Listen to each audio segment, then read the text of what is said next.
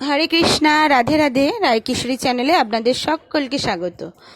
সমস্ত সাধুগুরু বৈষ্ণবের শ্রী পাদপদ্মে আমার কোটি কোটি প্রণাম।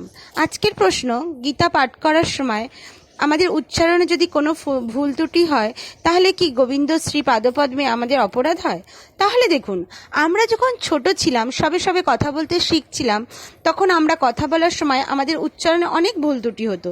তাহলে কিন্তু কখনোই আমাদের পিতামাতারা আমাদের উপরে ক্রোধান্বিত হতেন না, কেননা তারা জানতেন যে আমার সন্তান এখন সবে সবে কথা বলতে শিখছে, কথা বলার চেষ্টা করছে। সেরকমই ভগবান শ্রীকৃষ্ণ আমাদের পিতামাতা। তা ভগবানের কথাই হচ্ছে এই গীতা। গীতা যদি আমরা অধ্যয়ন করার সময় কোনো ভুল ত্রুটি হয়েও থাকে, তাতে ভগবান ক্রোধান্বিত না হয়ে বরং খুশিই হন।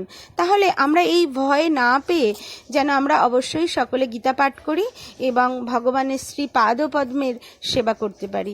হরে কৃষ্ণা।